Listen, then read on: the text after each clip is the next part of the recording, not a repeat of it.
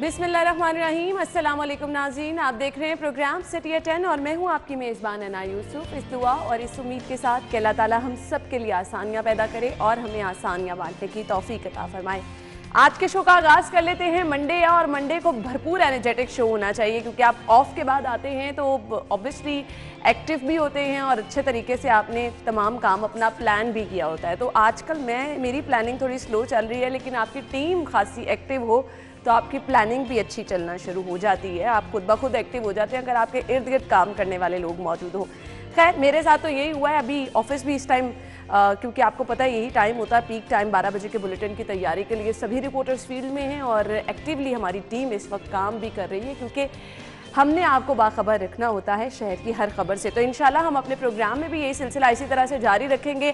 आगाज़ कर लेते हैं प्रोग्राम का और सबसे पहले हम क्या करते हैं, जो हमने नया सिलसिला शुरू किया है और वो होता है जी हमारा सवाल, जिसका जवाब देने वाले जो हैं वो हकदार ठहरते हैं हील्स की तरफ से बहुत ही ज़बरदस्त गिफ्ट के। तो आज का सवाल क्या होगा, वो होगा आपकी स्क्रीन पर, मैं अनाउंस भी करूंगी। तरीक़ेकार वही है, टेलीफोन नंबर, व्हाट्सएप आपने उस पर करना है। पहले 4 लोग जो कि व्हाट्सएप करेंगे वो इनाम के हकदार ठहरेंगे। तो आज का सवाल क्या है, सुन लीजिए। उर्दू को पाकिस्तान की कौमी ज़बान कब करार दिया गया? उर्दू को पाकिस्तान की कौमी ज़बान कब करार दिया गया? 4 ऑप्शंस हैं और इनमें से एक का जवाब आपने देना है व्हाट्सएप नंबर पर।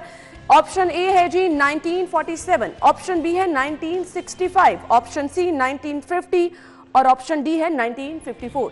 ये 4 ऑप्शंस हैं। दुरुस्त जवाब अपने नाम के साथ हमें व्हाट्सएप कीजिए और प्रोग्राम के एंड पे चल के मैं इनाम जीतने वाले खुशनसीबों का ऐलान भी करूंगी और 4 लोग जो कि सबसे पहले इस सवाल का जवाब देंगे वो हील्स की तरफ से बहुत ही ज़बरदस्त इनाम के हकदार ठहरेंगे।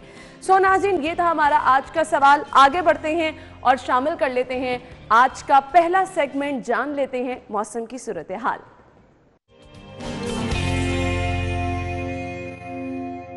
जी, तो मौसम की सूरत हाल हम आपको बताते हैं कुछ डिटेल में और बढ़ते हैं इंटरेक्टिव की तरफ। आज के पूरे दिन का टेम्परेचर होगा आपके सामने। अगर आप प्लान कर रहे होंगे कि आपने आज कुछ स्पेशल करना है तो ऑब्वियसली जहां पर आप बाकी प्लानिंग करते हैं वहां पर आप ये भी देखते हैं कि बारिश तो नहीं है, धूप ज़्यादा तो नहीं है, मौसम की क्या सूरत हाल है। सबसे पहले सुबह 9 बजे से स्टार्ट कर लेते हैं। सुबह 9 बजे मौसम था जी 18 डिग्री सेंटीग्रेड और आज धुंध बिल्कुल नहीं थी शहर में। अब हो सकता है एयरपोर्ट और गिरदोनवा में धुंध हल्की फुल्की हो, लेकिन शहर के अंदर आज हमें धुंध कहीं पे भी आज सच नज़र नहीं आ रही थी। विंड स्पीड थी 6 किलोमीटर, ह्यूमिडिटी 77% रिकॉर्ड की गई। अब बढ़ते हैं 12 बजे मौसम कैसा रहेगा। तो 12 बजे सनी 24 डिग्री सेंटीग्रेड टेम्परेचर होगा, विंड स्पीड होगी 11 किलोमीटर पर आवर, ह्यूमिडिटी बहुत कम हो गई है, एकदम से 44% रिकॉर्ड की जाएगी। नेक्स्ट आ जाइए 3 बजे मौसम कैसा होगा। 25 डिग्री सेंटीग्रेड और वेदर होगा सनी और विंड स्पीड होगी 11 किलोमीटर, ह्यूमिडिटी 48% रिकॉर्ड की जाएगी। 6 बजे का मौसम आपके सामने है। 21 डिग्री सेंटीग्रेड, मौसम होगा क्लियर, विंड स्पीड होगी 9 किलोमीटर पर आवर, ह्यूमिडिटी बढ़ती हुई हमें दिखाई दे रही है क्योंकि शाम के टाइम हम देखते हैं मौसम में कुछ चेंज आ ही जाता है। 72% रिकॉर्ड की जाएगी। इसके बाद देख लेते हैं जी 9 बजे मौसम कैसा रहेगा। तो 9 बजे मौसम तो क्लियर होगा लेकिन टेम्परेचर 17 डिग्री सेंटीग्रेड रिकॉर्ड किया जाएगा। विंड स्पीड होगी 11 किलोमीटर पर आवर, ह्यूमिडिटी होगी 82%। एक बार फिर से ह्यूमिडिटी हमें बढ़ती हुई दिखाई दे रही है। तो ये पूरे दिन का टेम्परेचर है जो कि हमने आपके साथ शेयर कर दिया है ताकि आपके लिए आसानी हो जाए और आप अपनी सब चीज़ें जब प्लान करें तो आप मौसम की सूरत हाल को भी मद्देनज़र रखें। ये तो था सारे दिन का टेम्परेचर। बाहर का मौसम कैसा है वो भी हम आपको बता देते हैं। कोमल इस वक्त बाहर मौजूद हैं। जी कोमल, बताइएगा इस वक्त मौसम कैसा है और क्या प्रेडिक्शन की है महकमा मौसमियात ने? का मौसम जो है वो खासा खुशगवार हो गया है। सुबह के आगाज में सूरज ने आंखें दिखाई तो सर्दी की शिद्दत में काफी कमी देखने में आई है, जबकि मुतादिद इलाकों में अभी भी धुंध का राज जो है वो यूं ही बरकरार है। और अगर दर्जा हरारत के हवाले से बात की जाए तो इस वक्त बाहर का दर्जा हरारत जो है वो 18 डिग्री सेंटीग्रेड रिकॉर्ड किया गया है, जबकि हवा में नमी का तनासुब 67% और हवा की रफ्तार 6 किलोमीटर फी घंटे के हिसाब से रिकॉर्ड की गई है। और महकमा मौसमियात की जानिब से आइंदा 24 घंटों के दौरान कम से कम दर्जा हरारत जो है वो 14 डिग्री और ज्यादा से ज्यादा दर्जा हरारत 26 डिग्री रहने का इम्कान जाहिर किया गया है। और दिन भर में सूरज और बादलों की आंख मिचौली भी जारी रहेगी, जबकि महकमा मौसमियात की जानिब से हफ्तावार के हवाले से भी यही कहा गया है कि सूरज और बादल यूं ही अपनी आंख मिचौली जारी रखेंगे। और अगर एयर क्वालिटी इंडेक्स के हवाले से बात बात की जाए तो ओवरऑल लाहौर की एयर क्वालिटी इंडेक्स फिजाई आलूदगी के 252 रिकॉर्ड की गई है, जबकि इसके जो मुतादिद इलाके हैं जैसे मॉडल टाउन है, फाल्कन एरिया है, स्नोफी पाकिस्तान लिमिटेड है, उसका एयर क्वालिटी इंडेक्स जो है वो 350 से तजावुज़ कर गया है, जो कि इंसानी सेहत के लिए बहुत ज़्यादा खतरनाक है। इसलिए शहरी जो है घरों से निकलते वक्त मास्क इस्तेमाल को लाजमी बनाएं ताकि हर किस्म की बीमारी से बच। ठीक है जी, बहुत बहुत शुक्रिया। कोमल हमारे साथ मौजूद थी और मौसम के साथ उन्होंने हमें बाहर की सूरत हाल भी बताई है, जो कि इस वक्त वर्स्ट होती चली जा रही है एयर क्वालिटी इंडेक्स की वजह से। आगे चल के हमने उसको भी डिस्कस करना है। फिलहाल बढ़ते हैं आज की टॉप स्टोरीज की तरफ और आज की लीड स्टोरी हमारे पास है जी, नॉन स्टॉप महंगाई, सब्जियों की डबल सेंचुरी के लिए दौड़, मॉडल बाजारों में अशिया शहरियों की पहुंच से बाहर।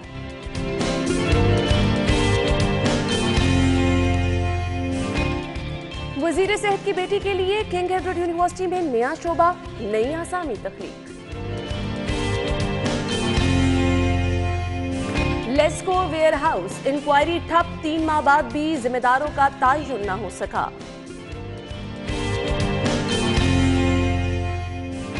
और डाके ही डाके, असलहे की नोक पर खानदानों को यरगमाल बनाकर वारदाते, शहरियों से लाखों रुपए लूट लिए गए। जी, तो ये थी आज की हमारी टॉप स्टोरीज। डिटेल में डिस्कस कर लेते हैं। स्टूडियो में हमारे साथ हमारे सीनियर रिपोर्टर शाहिद सिप्रा मौजूद हैं। अस्सलाम वालेकुम सिप्रा साहब। वालेकुम अस्सलाम। क्या हाल चाल है आपका? अल्लाह का शुक्र जी, बिल्कुल ठीक ठाक। सिप्रा साहब, पहली खबर की तरफ बढ़ते हैं और आज की हमारी पहली खबर, ये मंडे को सिप्रा साहब होते हैं और मंडे को हमने इतवार की सारी सिचुएशन डिस्कस करनी होती है और क्या होता है जी, हम महंगाई को डिस्कस करते हैं। इससे पहले कि हम खबर की तरफ बढ़े, ये ट्रेंड जो है सिटी 42 ने बनाया कि हमने अपने शहरियों को बाखबर रखना है, तमाम रेट्स बताने हैं, हमारे बुलेटिन्स में, हमारे प्रोग्राम्स में हम जाते रहे और शहरियों के छोटे छोटे मसले डिस्कस करते रहे। आप यकीन माने कि मेकअप कराते हुए जैसे जैसे मैं चैनल्स चेंज कर रही थी ना, हर चैनल पे महंगाई डिस्कस हो रही थी, हर चैनल पे सब्जियों के रेट बताए जा रहे थे, हर चैनल पे मार्केट की सिचुएशन बताई जा रही थी। तो मुझे बड़ी खुशी होती है कि एक ट्रेंड हम लोगों ने कायम किया और सब मीडिया अब उसको फॉलो भी कर रहा है, क्योंकि ये एक्चुअली शहरियों का बड़ा मसला है।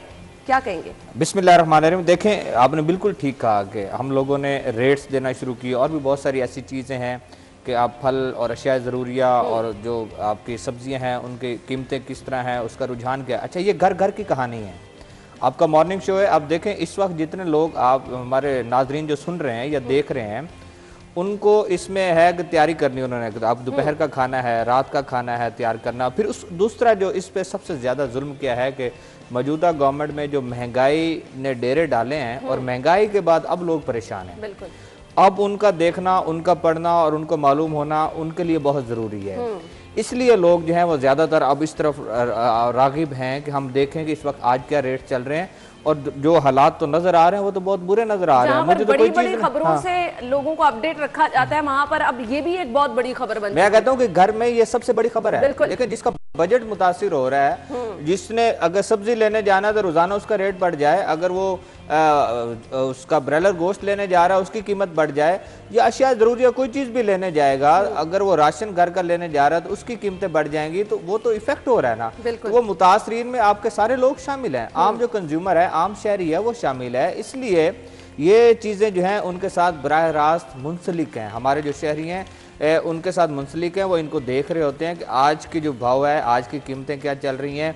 और हुकूमत की कारकर्दगी तो खैर वो देख ही रहे हैं, उसमें तो मैं क्या कमेंट करूं। मेरे ख्याल में लोग बहुत बेहतर से इसको जान गए हैं कि हमारी क्या कारकर्दगी। 328 रुपए रेट चिकन का लाहौर में, और कराची में तो मैं सुन के सुबह परेशान हो गई, 400 रुपए तक पहुंचा हुआ चिकन।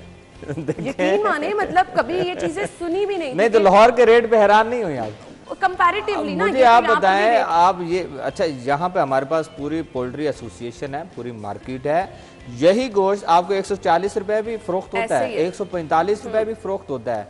और अभी जो है वो देखें उसका रेट कहाँ तक जा पहुंचा है। इसका क्या मतलब है कि अच्छा, इस पे आप मुझे वो आपके सूबाई वज़ीर तिजारत याद आ जाते हैं, मियां असलम इकबाल साहब याद आ जाते हैं। उनकी स्टेटमेंट आती है, 1 साल होने वाला है। मुझे अभी याद है कि ईद उल फित्र पर अभी 2 महीने बाद रमज़ान शरीफ और उसके बाद ईद आ जानी है 3 महीने बाद।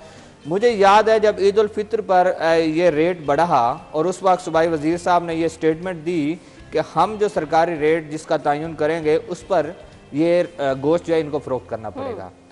आपके 9 महीने गुजर गए, लेकिन इस रेट पर जो आपने मुकर्रर किया उस पर फरोख्त यकीनी न बनाई जा सकी।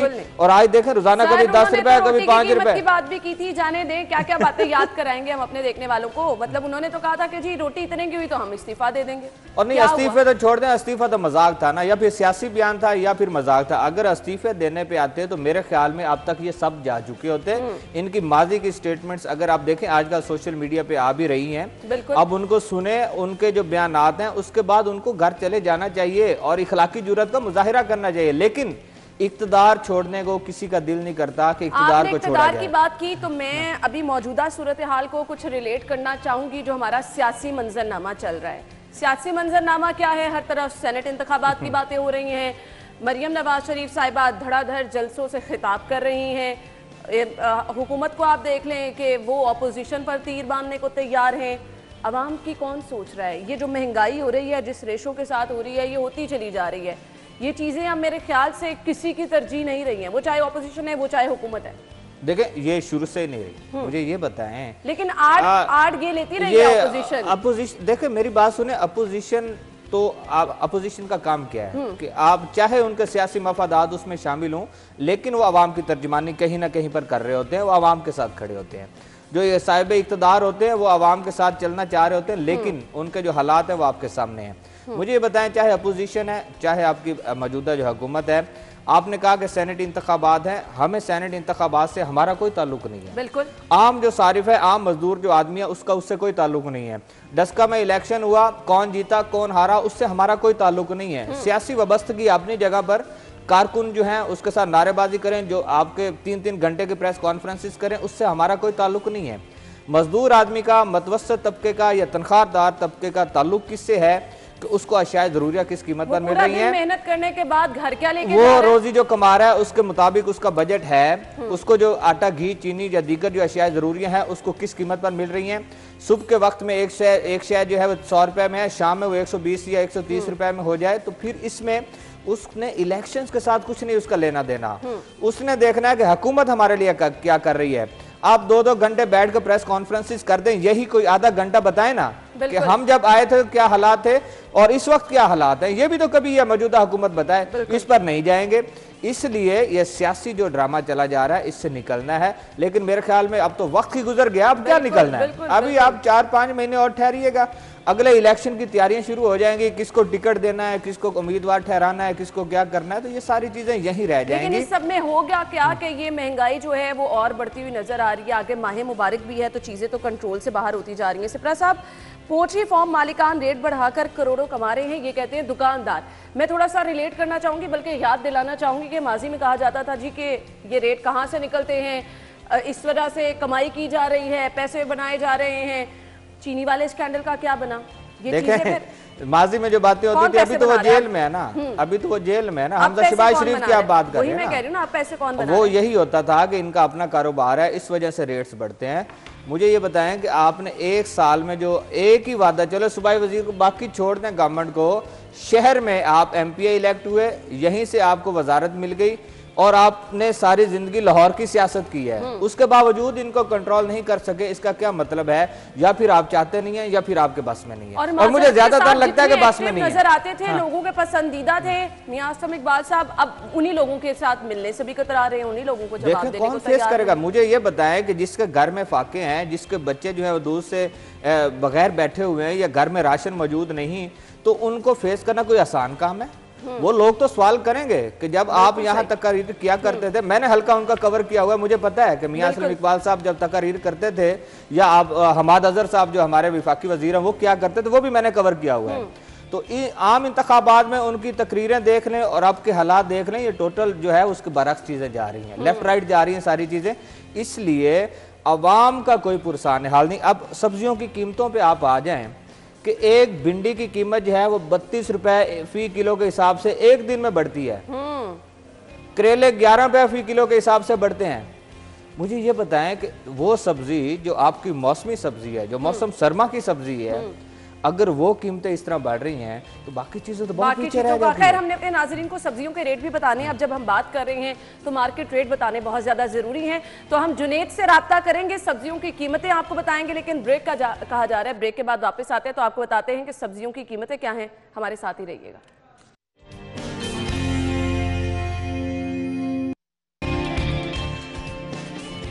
वेलकम बैक नाज़रीन। मौजूदा महंगाई की सूरत हाल की हम बात कर रहे हैं। चूँकि संडे को सभी लोग जो हैं वो मार्केट जाते हैं और पूरे हफ्ते की ग्रॉसरी करते हैं। चिकन के रेट भी हमने डिस्कस किए, सब्जियां महंगी हो गई, हमने ये भी डिस्कस किया। आज की सूरत हाल क्या है ये हम जानने के लिए रुख करते हैं। जुनेद रियाज मार्केट में मौजूद हैं।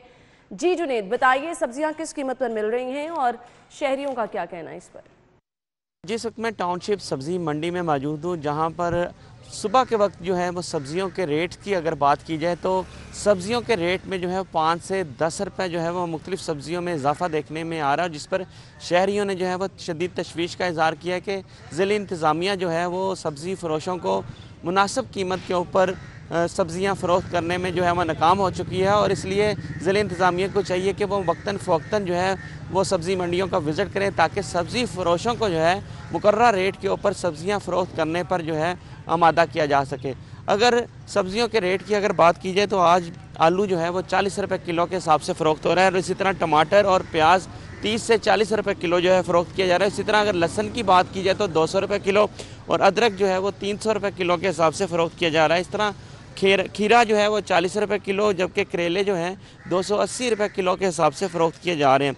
पालक 20 से 30 रुपये, जबकि मेथी जो है वो 40 रुपये किलो के हिसाब से फ़रोख्त की जा रही है।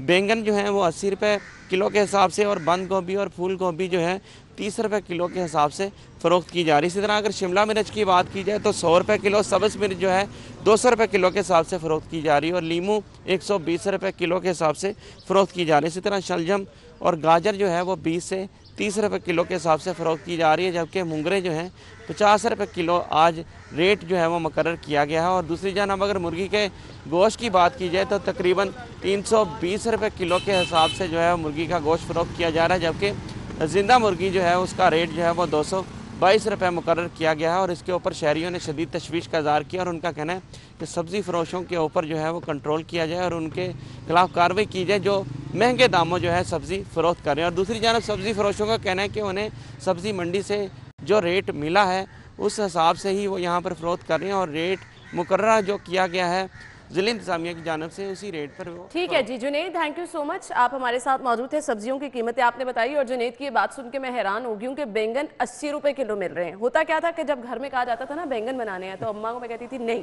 ये मत बनाइएगा। अब आप चूज़ी भी नहीं हो सकते, हर चीज़ इतनी महंगी है कि आप सुन के परेशान हो जाते हैं कि अच्छा ये सब्जी तो आपको पसंद नहीं, ये भी इतनी महंगी है।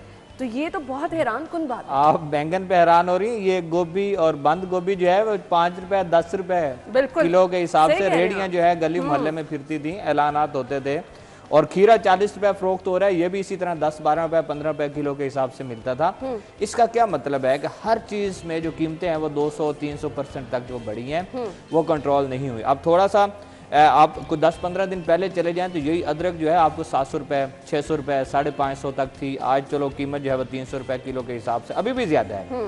ये जो मिसाला जात हैं जिसमें मिसाले वाली सब्जी है वो अभी भी महंगी है, जिसमें अदरक है, आपका लहसुन है, हरी मिर्च है, ये देखें इनकी कीमतें अभी भी देखें, कोई 200 रुपये है, कोई 300 रुपये है, कोई 150 रुपये किलो के हिसाब से। यानी आपने एक दिन का खाना बनाना है, आप सब्जी खरीद रहे हैं, आप बाकी चीजें लहसुन अदरक प्याज वगैरह खरीद रहे हैं, तो कम से कम आप 1000-1500 रुपए की ये सब्जी ही खरीद के घर जा रहे हैं एक दिन में। गरीब आदमी क्या खरीदेगा? जिसकी दिहाड़ी, जिसने रोजाना 1200 रुपए कमाना है, वो क्या खरीदेगा? बिल्कुल सही कह रहे हैं। वो किस तरह इसकी खरीदारी कर सकेगा? मतलब वो दाल भी खा ले तो महंगी, सब्जी भी खा ले। दालें इससे महंगी हैं, दालें इससे महंगी हैं, बिल्कुल। दालों की कीमतें या आपका घी या शायद जरूरिया वो चीजें जो है वो हाईलाइट जो है वो कम हो रही हैं। आप उनकी कीमतें देखें 30-30, 35 से 35 रुपए। आप कुकिंग ऑयल या आपका जो घी है इसकी कीमतें देखें 30-30 रुपए 35-35 रुपए किलो के हिसाब से बढ़ रही हैं। और फिर मंजूरी भी दी जा रही है, आपकी विफाक की सतह पर उसकी मंजूरियां भी दी जा रही हैं। मुझे ये बताएं, हम कहते हैं कि माफिया है वो कंट्रोल नहीं हो रहा,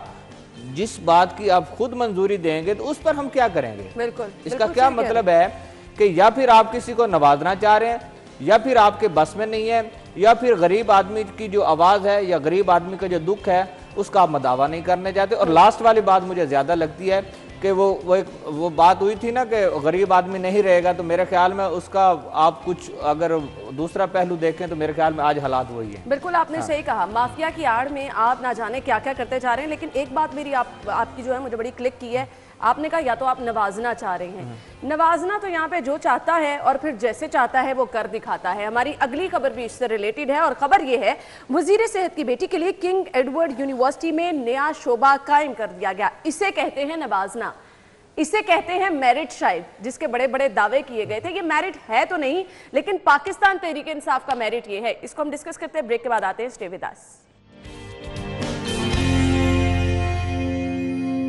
इत्तफाकन एक इवेंट पे हमें इनवाइट किया गया जहां पर कैप्टन उस्मान साहब थे। HIV की आगाही के लिए इस इवेंट का इनेकाद किया गया था। कैप्टन उस्मान इस मुहिम को चला रहे हैं और वहां पर मुलाकात हुई वजीर सेहत डॉक्टर यास्मीन राशिद साहिबा से, जो आई और बड़े अच्छे अंदाज में उन्होंने अपनी तकरीर भी की। और जैसे ही तकरीर कंप्लीट हुई तो उन्होंने कहा जी कि मुझे ज़रूरी काम से एक मीटिंग के लिए जाना है, और वो वहाँ से रवाना हो गए।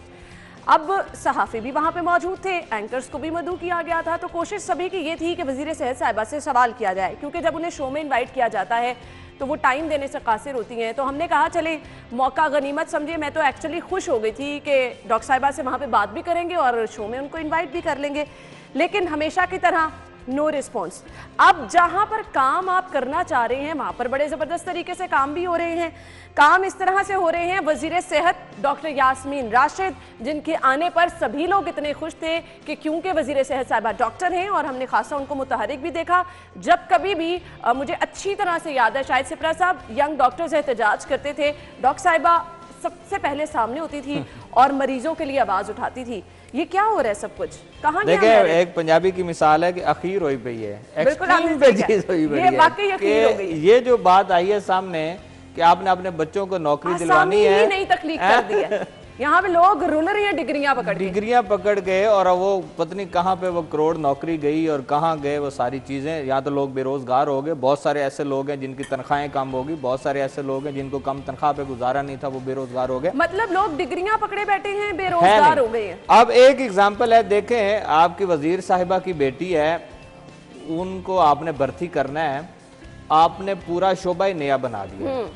अब इसका क्या मतलब है कि वो जो साफ चली, शफाफ चली और सियासत जो है और पूरा टब्बर भर्ती कर लिया और पूरे टब्बर की गल, ये सारी बातें कहाँ रह गई? बिल्कुल ये सारी बातें किस्सा माजी बन गई ना। वाकई ये नारे ये किस्सा माजी बन गई। ये ऐसी मिसाल है, ये ऐसी मिसाल है कि आपके साफ चली, शफाफ चली के सब नफी उसकी कर रही है, सब बातें खत्म। मतलब इसका क्या मतलब है, यहाँ जो भी आया है, जो भी सियासतदान आया है, जो भी वजीर आया है, उसने अपना ही पेट पाला है, उसने अपने ही खानदान के लिए काम किया, लोगों के लिए काम नहीं किया। बिल्कुल सही। आपकी बेटी डॉक्टर बन गई, आप उनको ले आए ना, यहाँ हाउस जॉब करना हो तो लोग सिफारिशें करवा रहे होते, उनको हाउस जॉब नहीं मिलता, बराह रास्त ही तरक्की दे दी गई है। आपने सरबराह। अच्छा, यहाँ दो तीन चीजें इस खबर में, दो तीन इंपॉर्टेंट पॉइंट है। एक, सबसे पहले आपने उसका अलहदा आपने एक शोबा बना दिया, ठीक है, बन गया। उसके बाद आपने उस पर भर्ती करनी है तो आपने कॉन्ट्रैक्ट पर, हमारे यहाँ तो जितनी भर्ती हो रही है कॉन्ट्रैक्ट पे हो रही है। पंजाब पब्लिक सर्विस कमीशन के जरिए भी आए, मुकाबले का पेपर भी देकर आए, तो फिर भी आप कॉन्ट्रैक्ट पर उनको भर्ती करते हैं और फिर कहते हैं कि 1 साल आपकी कारकर्दगी को देखा जाएगा, उसके बाद आपको मुस्तकिल किया जाएगा या नहीं किया जाएगा, ये डिसीजन आपके डिपार्टमेंट का होगा। ठीक है, आपने डायरेक्ट उनको भर्ती भी कर लिया। फिर सितम ज़रीफी देखें कि आपको नौकरी का लेटर मिलता है, फिर आपको बैरून मुल्क छुट्टी भी मिल जाती है। तो ये सारी चीजें कहां पर हैं? अच्छा, फिर एक और बात इसमें कि फातिमा जिन्ना में भी आपने दिया, फातिमा मेमोरियल में भी, ठीक है, वहां दिया। वहां कुछ लोगों ने एहतजाज किया, कहीं से पता चल गया होगा कि वजीर साहिबा की बेटी जो है उनके लिए सारा जो खेल है वो खेला जा रहा है, वो सारी चीजें जो है वो खीर उन्हीं के लिए पकाई जा रही है, तो उनकी जाने से कुछ एहतजाज हुआ होगा, उससे आप पीछे चले गए, आपने उसका नोटिफिकेशन रोक लिया। इसका क्या मतलब है कि यहाँ जो आएगा वो अपने बच्चों का ही करेगा, लोगों के साथ कुछ नहीं। अब इस वायलेशन पे ये देखें, ये नहीं है कि सूबाई वजीर की बेटी है, ये जो वायलेशन हुई है डिपार्टमेंटल जो वायलेशन हुई है, पूरा डिपार्टमेंट, इसमें कौन क्या करेगा? डिपार्टमेंट से कौन आवाज उठा रहा है, कौन इसका देखें। अच्छा, रजिस्ट्रार साहब का मौकफ आ गया जी, 2 कैंडिडेट आए थे जो मैरिट पे। भाई वजीर की बेटी हो तो फिर कौन सा मैरिट, फिर 10 भी होते तो वही मैरिट था। ऐसे ही है, ये तो एक चीज को पूरा करने के लिए होता है। और मैं ये भी बता दूं कि ये जो कैंडिडेट दूसरा आया होगा, ये भी बीच में से किसी ने कहा ना कि आप अपने क्वालिफाई सबमिट करवा दें और उसके बाद ताकि वो जो एक क्राइटेरिया है उसको पूरा किया जा सके। लेकिन एक बेटी को नवाजने के लिए अगर सूबाई वजीर साहिबा इतने एक्सट्रीम पे चले गए हैं तो फिर आप देखें आपकी फिर वो नारेबाजी सारी खत्म हो गई ना। बिल्कुल सही कहा। तो मेरे ख्याल में आप सूबाई वजीर सेहत साहिबा को खुद सामने आना चाहिए और इस तमाम तर मामले पर बात करनी चाहिए। पाकिस्तान तहरीक इंसाफ के जितने ओहदेदारान रात को टीवी पर टॉक शो कर रहे होते हैं उनको अब सामने आना चाहिए और फिर बताना चाहिए कि टब्बर की जो बातें हुआ करती थी वो कहाँ गई, खानदानी सियासत की बातें, जो अपनों को नवाजने की बातें, अब वो किधर गई हैं सारी। साबिक सूबाई वजीर जो हैं ख्वाजा इमरान नजीर ने ट्वीट किया, आपने पढ़ा होगा। बिल्कुल। उन्होंने बड़ा अच्छा किया है कि वो क्या है कि अंदर खाते जो मर्जी किए जाओ और दिखाई जाओगे नहीं, साफ चली शफाफ चली। बात यह है कि लोगों के पास जिस बुनियाद पर आप लोग इलेक्शन में आए, जिस बुनियाद पर आपने कहा कि हम लोग इक़्तिदार में आ रहे हैं, वो सारी चीजें आपने पसे पुष्ट डाल दी और एक्सट्रीम को टच करते हुए आपने ये काम कर लिया है। नोटिफिकेशन हो गया, डिपार्टमेंट भी बन गया, उसके बाद छुट्टी भी मिल गई। बात ये है कि आप इतने जबरदस्त अंदाज में प्लानिंग करके एक नई सीट कायम करके अपनी बेटी को तैनात कर रहे हैं और कहीं पर सोशल मीडिया पर इस चीज को डिस्कस भी किया जा रहा है, लेकिन कहीं से इस पर कोई जवाब, कोई राय सामने नहीं आई। कैसे आ सकती? देखिए नौकरी मिल गई ना, बिल्कुल नौकरी मिल गई। यहाँ तो आवाम महंगाई पर चीख रही हो तो उसका कोई जवाब नहीं आता। हाँ, उसका जवाब जरूर आता है कि अपोजिशन कोई थोड़ा सा 5, 10, 15 मिनट का कोई वीडियो क्लिप जो है वो स्टेटमेंट दे दे, उसके मुकाबले में 1 घंटे की प्रेस कॉन्फ्रेंस जरूर आ जाएगी। बिल्कुल, इस पर आप जवाब देना, इस पर अब लोग साफी जो है वो पूछेंगे भी सही, इनसे जवाब भी लेंगे, बस पार्टी में पूछने की जरूरत है। अच्छा, फिर दूसरी बात यह है कि हम लोग ये सिलेक्ट और इलेक्टेड पे आ जाते हैं कि सिलेक्टेड और इलेक्टेड हैं। हमारी वजीर साहिबा जो है वो इलेक्टेड भी नहीं है, वो इलेक्टेड भी नहीं है, मखसूस नशिस्तों पे एमपी है ना, बिल्कुल सही कहा। देखें उनकी दीदा दिलेरी चेक करें कि जो इंतखाबात हारी उसके बाद मखसूस नशिस्तों पे आपको नवाजा गया और जब आपको नवाजा गया तो फिर आपने अपनी बेटी को नवाज दिया। तो फिर ये नवाजने का सिलसिला अगर इसी तरह चलता रहेगा तो फिर मेरिट कहाँ पे होगा? बिल्कुल, हम लोग तो हमेशा मेरिट की बातें सुनते रहे कि किसी को भर्ती नहीं किया जाएगा, रोक लिया जाएगा, डेली वेजेस जो है उनका मेडिकल होगा। अच्छा, डेली वेजेस तक के जो मुलाजमीन है और ग्रेड 4 के जो मुलाजमीन है उनके आप टेस्ट ले रहे हैं, उनका आप फिजिकल ले रहे हैं, उसके बाद आप कहते हैं कि हम उनको कुरानदाजी के जरिए करेंगे और ग्रेड 19 में आप डायरेक्ट भर्ती करके और उसके बाद आप खामोश बैठ गए और एक दो लाइनों का आपने मौक़िफ़ दे दिया कि हमने 2 कैंडिडेट आए तो मेरिट की वजह उसको रख लिया। बस मैं तो यही कह सकती हूँ, यहाँ पर जो करना चाहता है वो हो जाता है। और फिर क्यों हो जाता है? हम आवाम है, हमारा हक है पूछना, क्यों हो जाता है? पूछ भी लेगी आवाम, नहीं पूछना चाहिए। देखिए मेरी बात सुने, नहीं मेरी बात सुने, ये मुझे बताएं किसी का तो हक मारा गया ना, आपने डिपार्टमेंट बना दिया। मुझे सिर्फ ये बता दें, हम भी यहाँ डिस्कशन कर रहे हैं, बाकी टीवी चैनल्स पे भी मैंने इस बारे में डिस्कशन सुनी, सोशल मीडिया पर भी सुनी, क्या हो जाएगा? कुछ नहीं। यहाँ पर सिर्फ और सिर्फ मेरिट के राग अलापे जाते हैं, होता वही है जो हुक्मरान चाहते हैं। मुझे अब सिर्फ ये बता दें कि तो भर्ती हो गई, इस पर अब ऑब्वियसली शोर भी उठेगा, लोग सवालात भी करेंगे। जो एक्चुअली काम है वज़ीर सेहत साहिबा का, महकमा सेहत का, वो कोई भी नहीं कर रहा। अब मजांग टीचिंग अस्पताल कायम कर दिया गया, ना तो यहाँ पर डॉक्टर्स हैं, ना तो यहाँ पर अमला है, लोग परेशान हैं। शहर के बड़े टीचिंग अस्पतालों में जाने पर कोविड की वजह से ऑलरेडी यहाँ पे प्रेशर इतना है। आप समनाबाद हॉस्पिटल चले जाएं, आप मजांग हॉस्पिटल, मतलब ये आपके इलाके में जितने हॉस्पिटल्स बनाए गए हैं, यहाँ पर खुदा न खास्ता इमरजेंसी की सूरत में आपको गायनी का डॉक्टर नहीं मिलता, आपको एनेस्थीसिया का डॉक्टर नहीं मिलता, आपकी मशीनें बंद पड़ी हैं, जहाँ हैं वहाँ बंद पड़ी हैं, वहाँ अंदर किसी को जाने की परमिशन नहीं है। क्यों ये अस्पताल बनाए हैं? तो भर्ती नहीं ना करनी डॉक्टर्स, आपने कहा कि डॉक्टर्स मौजूद नहीं तो भर्ती नहीं ना करने, हमारा बजट मुतासिर होता है। सेहत महकमा सेहत के बाद इतना बजट नहीं है कि नए डॉक्टर्स को भर्ती करें। की बेटी के लिए बजट नहीं, वो तो हर चीज़ है ना उनके लिए, तो फिर आप वो बजट के मुंह खोल दिए जाते हैं, वो तो एक और चीज़ है। बात यह है कि टीचिंग हॉस्पिटल्स आपके मुख्तलिफ इलाकों में बनाए गए, उसका बुनियादी मकसद क्या है कि आपकी जो एक बात है, नजर आप पड़ी है और है भी हल्का डॉक्टर यास्मीन राशिद साहिबा का बिल्कुल इसी तरह है, बिल्कुल इसी, यहाँ से वो इलेक्शन लड़ी और हारी। देखिए हारने पे मैं जोर दे रहा हूँ, हारी, लेकिन अब अगर हारने के बाद वो सूबाई वजीर बन गई तो उनको ज्यादा काम करना चाहिए था और इस तरफ काम करना चाहिए था। आपने लोगों को फेस करने हैं, आपने दोबारा इलेक्शन के लिए मैदान में आना है। लोग वैसे उस वक्त का अब इंतजार कर रहे हैं कि दोबारा नहीं आएंगे, मुझे नहीं लगता कि आएंगे। और अगर आएंगे तो इस तरह भी तो आएंगे ना, अगर आ गए तो मांगने जाएंगे ना सिपरा साहब। देखे मेरी बात सुनो, अगर आ गए तो जिस तरह 2018 में ये आसानी से गली मोहल्ले में जाकर वोट मांगती थी और हम उनकी तारीफ किया करते थे। हम सूबाई वजीर साहिबा की यहाँ बैठकर तारीफ किया करते थे कि डोर टू डोर जाकर वो वोट मांग रही है, बड़ी अच्छी कंपेन कर रही हैं। लेकिन अब उसके रिजल्ट्स आना जो शुरू हो गए उन कंपेन्स के, कि आप अपनी बेटी को भर्ती करवा रहे हैं और टीचिंग हॉस्पिटल जहां पे गरीब आदमी ने अपने बच्चों के लिए अपने इलाज मुआवजे के लिए जाना है, डॉक्टर्स मौजूद ना हो, मेडिसिन ना मौजूद हो, तो फिर आपके वजीर होने का क्या फायदा है? क्या फायदा? और फिर आपके अपने हल्के के अस्पताल की ये सूरत हाल है, आपने बाहर निकलना है, इन्हीं लोगों में जाना है। लेकिन सवाल तो ये है ना कि ना आप बाहर निकलते हैं, ना आप इन लोगों में जाते हैं, इसलिए जो दिल करते हैं आप करते चले जाते हैं। इन टीचिंग अस्पतालों को मेरे ख्याल से फिर बंद ही कर देना चाहिए। बंद कर देना चाहिए। देखिए माजी के ना इनको पकड़ना चाहिए जो इसके जिम्मेदार हैं, उन पे बात होनी चाहिए। बंद क्यों कर देना चाहिए? देखें जो माजी की हुकूमतों ने बनाए, जिसने भी बनाए, हम नहीं चाहते कि किसी ने बनाए। यहाँ पर ये हॉस्पिटल नहीं ना है कि देखें लोगों को क्या होता है, सबसे जरूरी क्या होता है कि आपको इलाज मुआवजे की सहूलत आपके घर के करीब आपको मिल जाए और फिर अच्छी मिल जाए। अच्छी को आप छोड़ दें, चलो कम अज कम कुछ तो मिल जाए, लेकिन ये तरजीहात नहीं है ना, ये तरजीहात नहीं। क्या तरजीहात है मुझे बताएं? क्या तरजीहात? तो कुछ देखें हुकूमत की क्या तरजीहात हुआ करती हैं कि महंगाई को कम करना, रोजगार देना, लोगों को तालीम और मेडिकल की जो सहूलतें हैं वो देना। ये सब कुछ उल्ट चल रहा है। फिर आप मैं उस पे क्या कहूँ? ब्रेक ले लेते हैं, फिर बाद में डिस्कस करते हैं। इसमें हो कुछ नहीं रहा, मेरे ख्याल से ब्रेक ही बनती है, यहाँ पे ब्रेक लगा देनी चाहिए।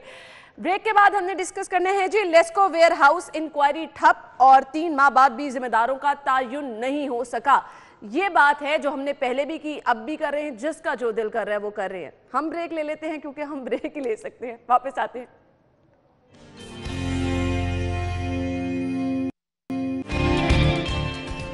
ब्रेक के बाद आपको एक बार फिर से खुशामदीद कहेंगे और अगली खबर की तरफ बढ़ते हैं। खबर हमारे पास ये है जी लेस्को वेयर हाउस इंक्वायरी ठप, 3 माह बाद भी जिम्मेदारों का तायुन ना हो सका। सिपरा साहब, कभी जिम्मेदारों का तायुन हुआ भी है? नहीं, कभी भी नहीं हुआ।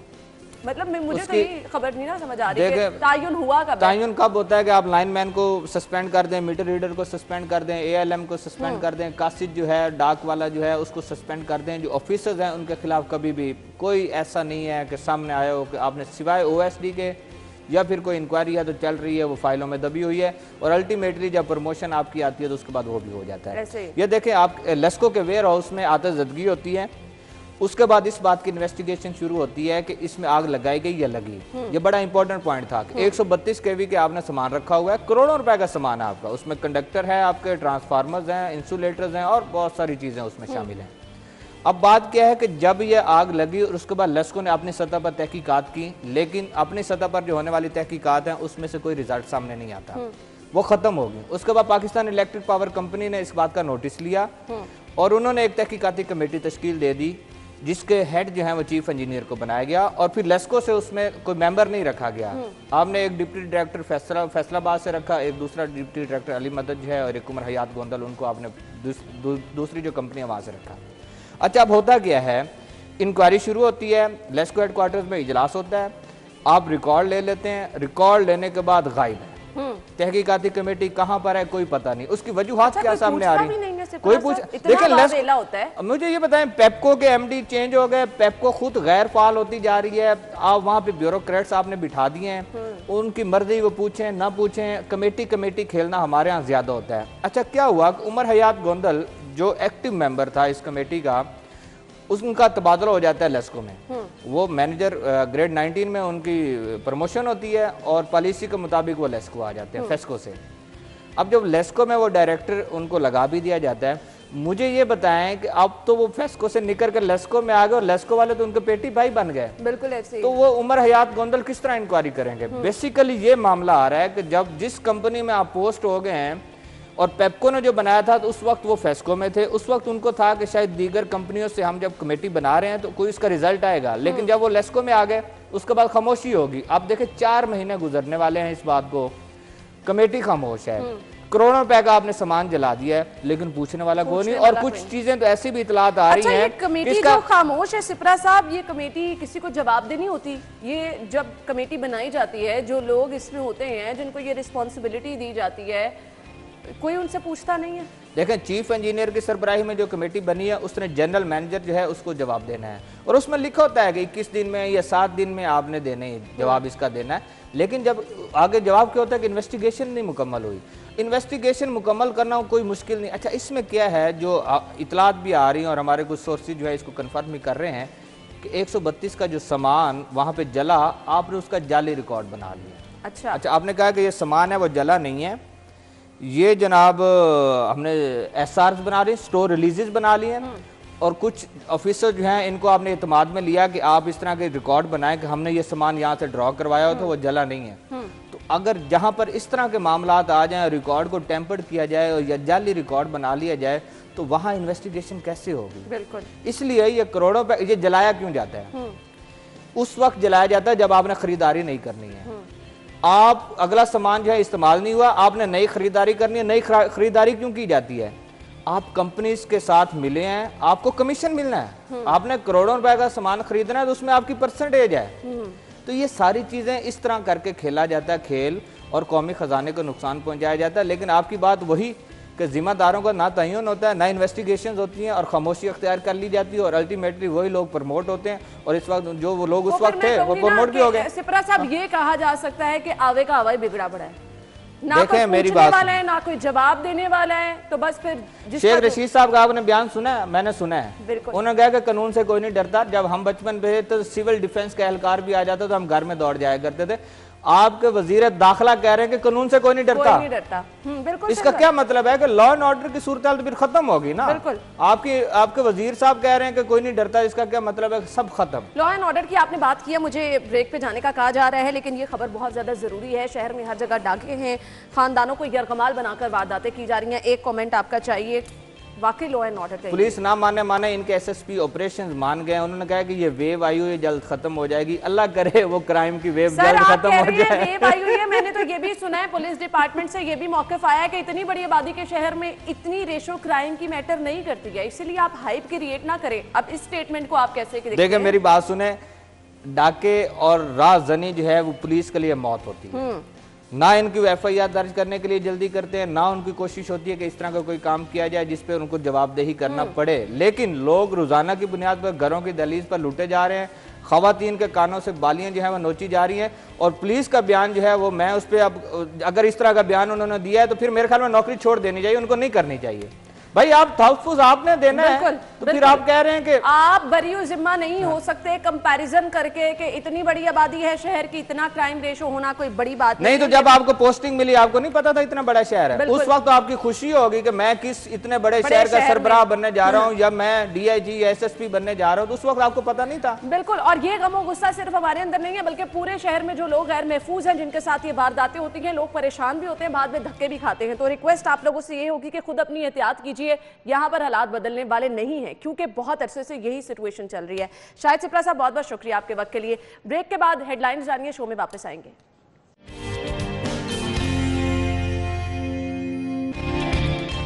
ब्रेक के बाद प्रोग्राम में आपको एक बार फिर से खुश आमदीद कहेंगे, और प्रोग्राम के इस हिस्से में हम शामिल करने वाले हैं आज के सेगमेंट्स। और सेगमेंट्स में सबसे पहले हमारे पास हैं जी different mobile rates.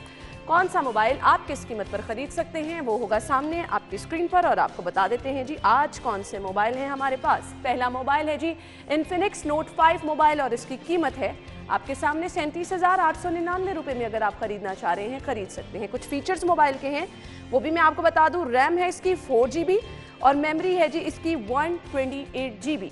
Next mobile की तरफ आ जाते हैं जी। नेक्स्ट मोबाइल इन्फिनिक्स 08 मोबाइल है, और प्राइस है इसकी 34,999 रुपये, यानी 35,000 रुपये। रैम है इसकी 4 GB, और मेमोरी है इसकी 64 GB।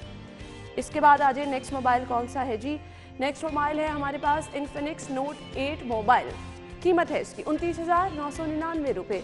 रैम है 4 GB, मेमोरी है इसकी 128 GB। नेक्स्ट मोबाइल देख लेते हैं। इन्फिनिक्स S4 मोबाइल है, और इसकी प्राइस है 22,999 रुपये। रैम है 3 GB, और मेमोरी है इसकी 64 GB जी। तो इसके बाद वाला मोबाइल इन्फिनिक्स 04 मोबाइल, रुपीस इसकी क्या है जी प्राइस 15,500 रुपये। और इसके बाद आ जाएं जी, रैम है इसकी 2 GB, मेमोरी है इसकी 32 GB। सो ये थे तमाम मोबाइल रेट्स। अगर आप प्लान कर रहे हैं तो आपके लिए आसानी हो जाएगी कि आपने कौन सा मोबाइल खरीदना है, उसकी कीमत क्या होगी। हम आगे बढ़ते हैं और शामिल कर लेते हैं अपना अगला सेगमेंट, जो कि है बचत बाजार। बता देते हैं आपको कि महंगाई के इस दौर में आप अपनी बचत कैसे कर सकते हैं। बढ़ते हैं उन ब्रांड्स की तरफ जहां पर सेल्स लगी हैं, जहां आप जा सकते हैं। पहला ब्रांड है हमारे पास निशात लिनन, यहां पर है जी अप टू 70% ऑफ। इसके बाद अगर आप सना सफीनाज पर जा रहे हैं तो अप टू 50% ऑफ है। J dot up to 50% off. And then beach tree अगर आप जाएंगे तो यहां पर भी अप टू 50% ऑफ है।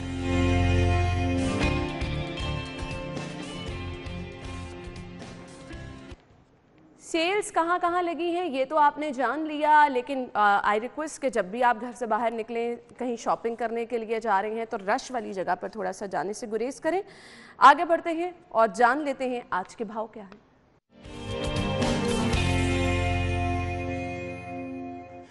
सब्जियों की कीमतें तो हमें जुनेद बता चुके हैं। हमने अपनी न्यूज़ के साथ डिस्कस की थी कि मार्केट में आज सब्जियां किस कीमत पर मिल रही हैं। मीट रेट्स की तरफ बढ़ जाते हैं। ज़ैनत शॉप पे रेट्स हमारे पास हैं। अगर आप जाएंगे तो यहाँ पर सबसे पहले बीफ पर केजी आप खरीद सकते हैं 450 रुपये किलो में, और इसी तरह बीफ मिन्स अगर आप खरीदना चाह रहे हैं तो 565 रुपये किलो में आप खरीद सकते हैं। मटन पर केजी यहाँ पर अवेलेबल है 1150 रुपये में। मटन मिन्स आपको मिलेगा 1390 रुपये में, यानी ऑलमोस्ट 1400 रुपये में।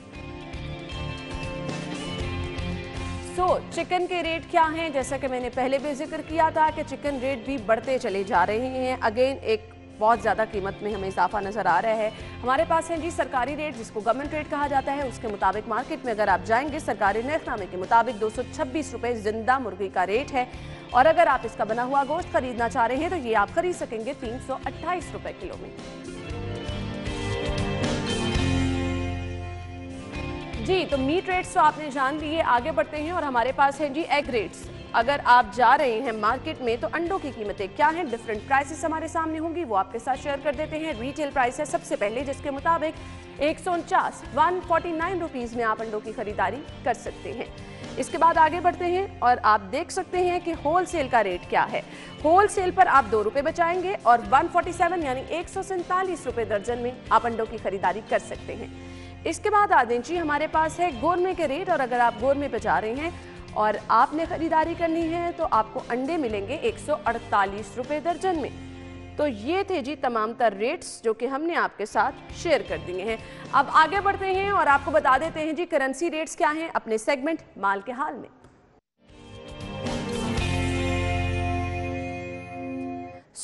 एक नजर डाल लेते हैं डिफरेंट करेंसी रेट्स पर।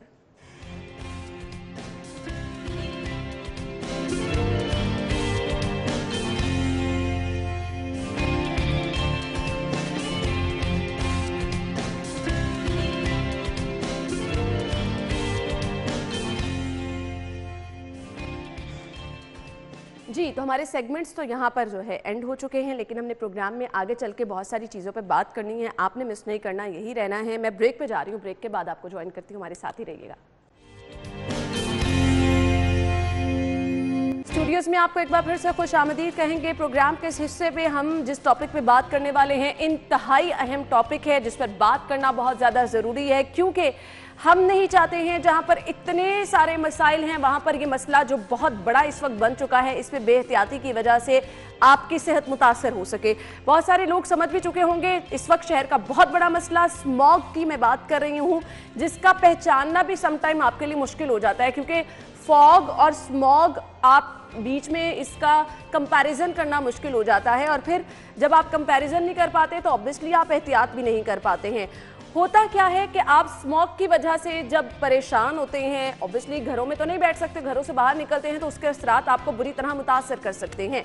महफूज आपने कैसे रहना है, स्मॉग एक्चुअली है क्या? इस वक्त की अगर मैं बात करूं, बागों का शहर जिसकी खूबसूरती की बातें की जाती थी, जिस पे हर तरफ हमें चरिंद परिंद नजर आते थे, एयर क्वालिटी इंडेक्स आपके साथ हम शेयर भी कर देते हैं 358 है, यानी पूरी दुनिया में शहर लाहौर इस वक्त आलूदा तरीन शहर करार दिया गया है, जो कि इंतहाई अफसोस की बात है। अब इस पे ब्लेम गेम में तो मुझे नहीं पड़ना, क्योंकि जिसका ये काम है वो किस हद तक काम कर रहा है। सिर्फ तशहीर कर दी जाती है कि हम भट्टों के खिलाफ कार्रवाइयां कर रहे हैं, हमने धुआं छोड़ने वाली गाड़ियों के खिलाफ क्रैकडाउन किया, हमने जो जितनी भी फैक्ट्रियां थी रिहायशी इलाकों से बाहर मुंतकिल कर दी। अगर कुछ किया है तो फिर ये हालात क्यों हैं? क्यों पिछले 1 महीने से यही चीज रिपीट होती जा रही है कि हर 2 दिन बाद, हर 4 दिन बाद जब आप एयर क्वालिटी इंडेक्स चेक करने के लिए जाते हैं तो शहर Lahore top of the list होता है, जो कि ऑब्वियसली परेशानी के साथ साथ आपके लिए पूरी दुनिया में शर्मिंदगी का बाइस भी बनता चला जा रहा है कि इस कदर आलूदगी, इस कदर गंदगी, इस कदर बीमारियां, तो लोग कैसे महफूज रहेंगे? फिर वो दावेदार जो कि अवाम की बात करते हैं, अवाम की सेहत की बात करते हैं, ना जाने इस टाइम कहाँ सो रहे हैं, पता नहीं उनको ये चीजें नजर भी आ रही हैं या नहीं। महकमा माहौलियात क्या कर रहा है, इस पर कौन जवाब देगा? ये तो जवाब देने को कोई तैयार ही नहीं, लिहाजा इस टॉपिक को तो मैं छेड़ूंगी भी नहीं। मुझे बात करनी है एहतियात की, मुझे बात करनी है आपकी सेहत की, मुझे बात करनी है कि आपने किस तरह से महफूज रहना है। हमारे साथ स्टूडियो में जो हमारे मेहमान मौजूद हैं, तारुफ में आपके साथ कराना चाहूंगी। डॉक्टर राशिद जिया ने हमें ज्वाइन किया है, जो कि ENT स्पेशलिस्ट हैं, उन्हें खुशामदीद कहेंगे। अस्सलाम वालेकुम। वालेकुम सलाम। क्या हाल चल है डॉक्टर साहब? जी बिल्कुल ठीक, so nice. Thank you so much doctor साहब। सबसे पहले तो मुझे ये बताइएगा, ऑब्वियसली आप भी परेशान भी हैरान भी रह गए होंगे ये एयर क्वालिटी इंडेक्स देख के, जिससे परेशानी इस कदर बढ़ती जा रही है कि ऑलरेडी कोविड का मसला, उससे भी आपके लंग्स मुतासिर हो रहे हैं। फिर अगर इतने जहरीले धुएं में आप घर से बाहर जा रहे हैं, हर किसी के पास गाड़ी नहीं है, बाइक्स पे भी लोग जा रहे हैं, बच्चे भी बाहर जा रहे हैं, स्कूलों में जा रहे हैं, आपके प्ले एरियाज हैं स्कूलों में, ये स्मॉग किस हद तक खतरनाक हो सकती है? स्मॉग जो बेसिकली फॉग और धुएं और मिट्टी का मरकब है, इस ख़ास मौसम में काफ़ी सालों से एक बहुत बड़ा मसला अर्बन एरिया के लिए, शहरी आबादी के लिए बना हुआ है। लाहौर जो एक बागों का शहर है, जो आज आलूदगी में आहिस्ता आहिस्ता कंट्रोल से बाहर होता जा रहा है। डॉक्टर साहब, पूरी दुनिया में नंबर 1 पे है। हमें सब ने मिल के हैंड इन हैंड्स कोशिश करनी है। ये जब तक हम सोर्स नहीं ख़त्म करेंगे, सोर्स सबको पता है कि इंडस्ट्री जो शहर के पास है या अंदर है, व्हीकल्स हैं, और इसमें भी याद रखा जाए कि जो डीजल ओरिएंटेड चीज़ें हैं, डीजल से चलने वाली मशीनरी है, ये इंतहाई टॉक्सिक है इंसान के लिए। ना कि वक्ती तौर पे सांस की मसले, आँखों, नाक, गले के मसले होंगे।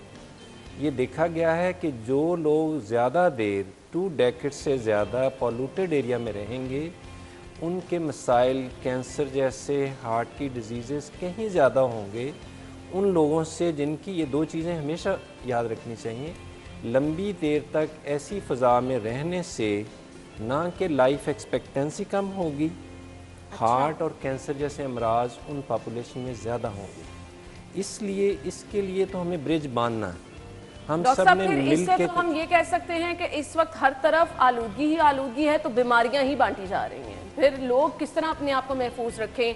अपने घर तो मुंतकिल नहीं कर सकते हैं, आपने घरों से बाहर भी निकलना है, आपने सड़कों पर भी सफ़र करना है, आप किस तरह से अपने आप को महफूज रख पाएंगे? इसमें सबसे ज़रूरी है कि शहर की मज़ीद एक्सटेंशंस को बंद किया जाए। शहरों को, मुझे एक बहुत बड़ी अच्छी सी स्टेटमेंट याद आती है कि नए शहर आबाद करो। हर शहर के 100 किलोमीटर के बाद एक नया शहर ज़रूर आबाद करें, लेकिन उसकी लेटरल एक्सटेंशन, हॉरिजॉन्टल स्प्रेड रोकना चाहिए। वरना ये तो जंगल की फायर की तरह हम शहर को बड़ा कर लेते हैं, उसके मसाइल फिर समझ में नहीं आते। लेकिन डॉक्टर साहब, हो तो ऐसे ही रहा है कि आपको समझ नहीं आ रही शहर कहाँ कहाँ तक फैलता चला जा रहा है। तो वो जब तक अनकंट्रोल होंगे, ये काम तो सर्टनली हमारी गवर्नमेंट के लेवल पे होना है। लेकिन गवर्नमेंट ने जो बहुत अच्छे काम किए हैं 2-3, उसको प्रैक्टिकली बहुत ज़्यादा और ज़्यादा इन्हांस करने की ज़रूरत है। जितने ज़्यादा हम इस बागों के शहर में दरख्त लगाएंगे, हर फैमिली अगर 2, 4, 5 दरख्त लगाए, और हाइट शुड भी चेस्ट साइज से बड़ी, 5 फुट से बड़ा पौधा लगा दें, 4 या 5, और बच्चों की तरह उसकी केयर शुरू कर दें, आई गारंटी यू कि जस्ट चंद सालों में ये मसला काफ़ी दब जाएगा। लेकिन व्हीकल को सर्टनली हर बंदे ने अगर साल में 1 दफ़ा नहीं चेक करवाया, almost majority of the vehicles, specially diesel वाली। सर, यहाँ तो फिटनेस सर्टिफिकेट का कोई रिवाज ही नहीं है। इसमें सर्टनली गवर्नमेंट ने भी सख्ती करनी है, लेकिन हर बंदे को खुद भी थोड़ा सा कंट्रीब्यूट करना। सिर्फ गपशप लगाने से ये काम हल नहीं होगा। अगर मैं आज ही अपनी गाड़ी चेक कराऊं और स्मोक बंद हो जाए और अगर कल पुलिस वाला मुझे रोके तो I should obey the idea immediately. बिल्कुल। और ज़्यादा से ज़्यादा दरख्त लगाए जाएं, लेकिन सोर्स को मिनिमाइज़ करना है फौरी तौर। That's not difficult. लेकिन जो मसाइल हमारे से रिलेटेड इशू है उसमें हमने ज़्यादा फोकस करना है कि घर से बाहर जो लोग साइकिल पे, पैदल, बाइक्स पे निकलते हैं उन्होंने एहतियात ज़्यादा करनी। जो बंद गाड़ियों में नहीं है उनका एक्सपोजर बहुत ज़्यादा है। बिल्कुल। उनमें आंखें, नाक, गला इतना हसास होता है अंदर से कि इस स्मोक से इसमें नाइट्रोजन और सल्फ़र के इतने टॉक्सिक मटेरियल हैं कि वो इन्फेक्शन और एलर्जी का बायस नहीं बनेंगे। वो in the long run total उसकी एपिथेलियम को, लाइनिंग को चेंज कर देते हैं और उनमें फिर कैंसर जैसे अमराज काफ़ी सालों बाद होने का चांस बढ़ जाता है। इसलिए हमने अपना एक्सपोजर मास्क ज़रूर लगाना है, अनड्यू बाहर नहीं फिरना।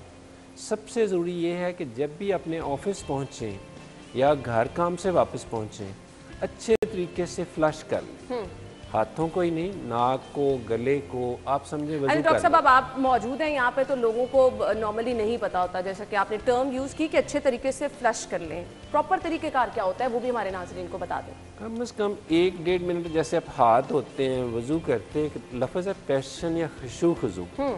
घर पहुँचे तो बच्चों को टच करने से पहले, घर वालों को मिलने से पहले नॉट ओनली हमें फिज़िकली ठीक होना, मेंटली भी थोड़ा सा ठीक होने की ज़रूरत है। हमें सबसे ज़रूरी है कि अपनी स्माइल को मेंटेन करें। सही। अगर स्माइल ठीक होगी, आपका ब्रेन ठीक है, मेंटल हेल्थ ठीक है तो बाकी चीज़ें काफ़ी बेहतर हो जाएंगी। बिल्कुल। आप टाइम पे सोइए, बहुत टाइम पे उठेंगे खुद ही आप। ब्रेकफास्ट जैसा भी है प्रॉपर करके घर से बाहर निकलें, मास्क ज़रूर लें।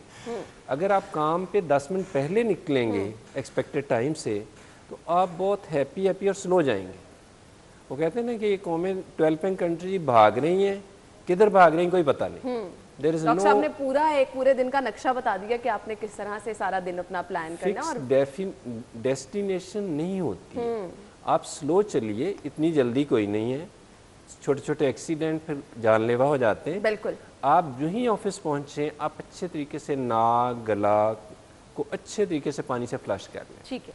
और चंद सिप्स पानी के लें।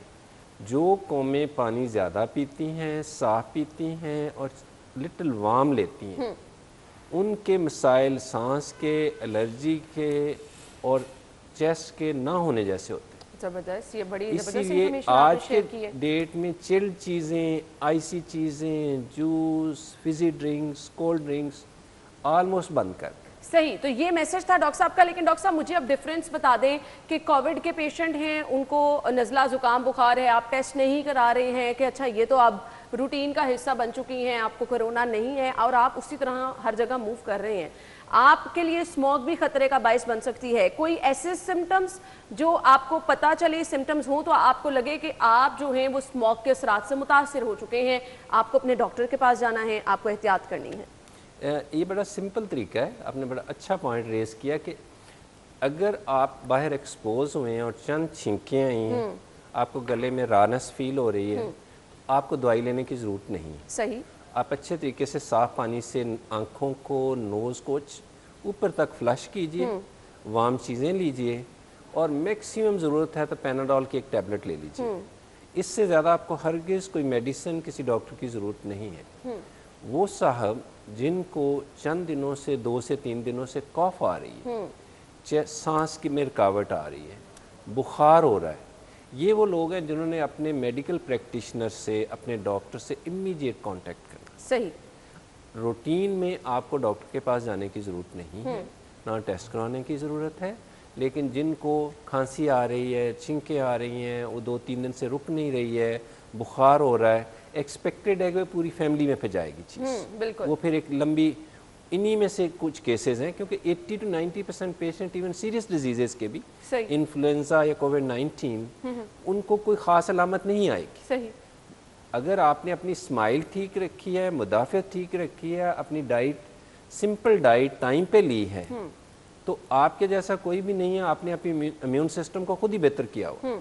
तो so behave like a civilise person, अपनी डाइट पे काम टाइम पे काम करें, डाइट टाइम पे लें, सिंपल होनी चाहिए लेकिन लिटिल वार्म चीज़ें ज़्यादा लेनी चाहिए। ठीक है, वो सादा पानी हो सकता है, ग्रीन टी। अब तो आगे मौसम बदल रहा है, इसमें भी आप यही रिकमेंड करेंगे कि वार्म चीजें ही ज्यादा? एग्जैक्टली, अच्छा। लाइट सी वार्म चीज़ें लेना।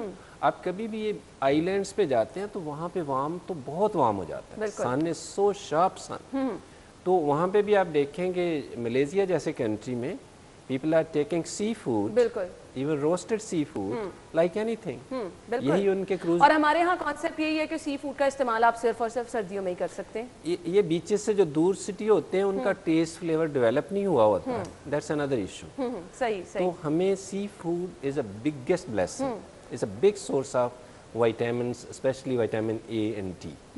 सो ये तो राउंड द क्लॉक लेना चाहिए। सही। डॉक्टर साहब, बहुत सारे लोग ऐसे हैं जो कि हाई ब्लड प्रेशर, शुगर, दमे के मरीज हैं, उनके लिए स्मोक किस हद तक खतरनाक है और उन्हें किस तरह से अपने आप को महफूज रखना है, क्या क्या एहतियात बरतनी है खाने पीने में भी और अपने इलाज में भी? सबसे ज़्यादा जो एहतियात करनी है एक्सट्रीम ऑफ एज पे है। ठीक है। 5 साल से छोटे बच्चे, स्कूल अगर ज़रूरी नहीं है, आजकल ऑनलाइन भी हो रहा है, तो एहतियात की जाए। 65 से ज़्यादा, 65 से ज़्यादा तो मेजॉरिटी ने एहतियात करनी। ठीक है। मास्क ज़रूर लगाना है, N95 लगा लें और अच्छी बात है। और सबसे ज़रूरी है कि जो लोग अद्वियात पे हैं, जिनको चेस्ट की कोविड जैसी या कोई और इलामत, ये COPD है, इससे भी सीरियस या बीमारी, फिर कोविड हो चुका है, बहुत सारे हमने ऐसे भी लोग देखे हैं। COPD जैसी बीमारी, चेस्ट की इन्फेक्शन रहती है, दमा रहता है, खांसी रहती है, या डायबिटीज़ कंट्रोल नहीं है, हाइपरटेंशन अच्छा, है। कुछ लोग डॉक्टर साहब एलर्जी भी उन्हें होती है कि आप अगर बाहर गए हैं या किसी, बहुत सारे लोग ऐसे हैं ना कि बंद जगहों पर जाएं तो उनकी तबीयत ख़राब हो जाती है, खांसी आना शुरू हो जाती है, डिफरेंट चीज़ें होती हैं जिनसे एलर्जी होती है, उनको भी क्या एहतियात रखनी है? एग्जैक्टली, जिन लोगों को लॉन्ग स्टैंडिंग एलिमेंट्स हैं, बीमारियां हैं, उनमें जो आपने हाईलाइट किया ये बहुत इंपॉर्टेंट है।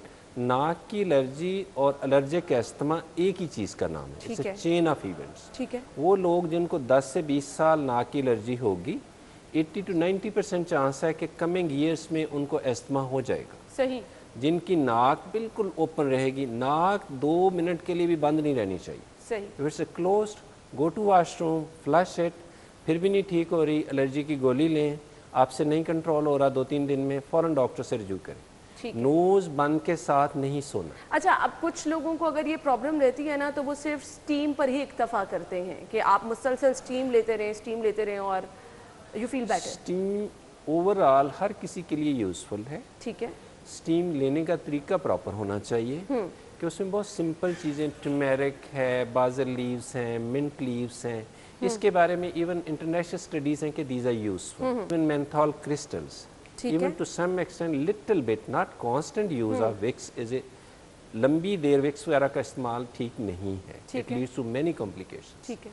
लेकिन सिंपल इंडिजिनस चीज़ें बहुत यूजफुल है, जिनमें मैंने 3 नाम लिए ना, हल्दी है, मिंट है जिसको पुदीना कहते हैं, बाजल लीव्स हैं जिसको ये लोग, हम लोग उसका मुख्तलिफ नाम है, इंडिया वाले उसको तुलसी भी बोलते हैं, इनके पत्ते काफ़ी यूजफुल है। ठीक है। काफ़ी यूजफुल है स्टीम। और ये वो चीज़ें हैं जो कि आप बार बार कहते हैं ना कि ऑर्गेनिक कुदरती चीज़ें होनी चाहिए जिनके कोई साइड इफ़ेक्ट नहीं होते, लेकिन अगर आप इनको इस्तेमाल करेंगे तो इसका आपको अच्छा खासा रिजल्ट ज़रूर मिल सकता है। डेफिनेटली स्टीम ओवरऑल यूज़ है, लेकिन ये स्ट्रॉन्ग अच्छी मेडिसिन की, जैसे एस्थमा है तो you have to have your spray. ठीक है। नोज ब्लॉक है तो डॉक्टर ने अगर डिकंजेस्टेंट स्प्रे दिया है तो वो ज़रूर लेनी। ठीक है। नाक बंद अगर काफ़ी महीनों सालों तक रहेगा तो चांसेस हैं एस्थमा होने। इसलिए nip the evil in the bud, बीमारी को, मसले को शुरू में रोकना बहुत आसान। अच्छा डॉक्टर साहब, मुझे एस्थमा के आपसे पूछते हैं कि क्या क्या सिम्टम्स होते हैं, क्योंकि बहुत सारे लोग एस्थमा का शिकार हो चुके होते हैं लेकिन वो खुद भी अपने आप को तसल्ली दे रहे होते हैं, डॉक्टर पे भी नहीं जा रहे होते, तो इससे क्या परेशानी हो सकती है, इस पर हम बात करते हैं।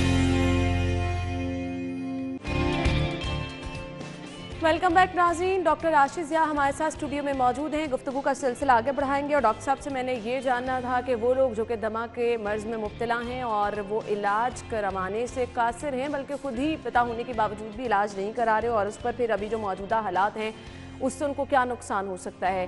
डॉक्टर साहब, बहुत सारे लोग जो हैं अगर उनको खांसी आ रही है, सांस रुक रहा है, डॉक्टर डायग्नोज भी कर देता है कि आपको दमा है, खौफजदा हो जाते हैं कि पता नहीं उनको क्या हो गया है, उस पर वो इलाज नहीं कराते हैं। क्या नुकसान हो सकता है? दमे को शुरू में आप रोक सकते हैं और इनिशियल स्टेजेस पे ये बहुत सारा रिवर्सिबल भी है। ठीक है। 80% लोगों को नाक की एलर्जी और एस्थमा एक ही चेन ऑफ इवेंट्स हैं। जिन लोगों को नाक की एलर्जी होती है उनको एस्थमा होता है, और जिनको एस्थमा होता है उनको नोज़ के सिम्टम्स ज़रूर होते हैं। ठीक है। अगर आप नाक को ओपन रखेंगे, वो फ्लश करके रखें, स्टीम लेके रखें, डीकंजेस्टेंट स्प्रे करके करें, एस्थमा का अटैक नहीं होगा तो माइल्ड सी सिम्टम होंगे। सिम्टम बड़ी साफ होती हैं कि सांस लेने में दुश्वारी पेश आती है, लिटिल बिट कॉफ आती है, लेकिन सांस क्लियर नहीं होता।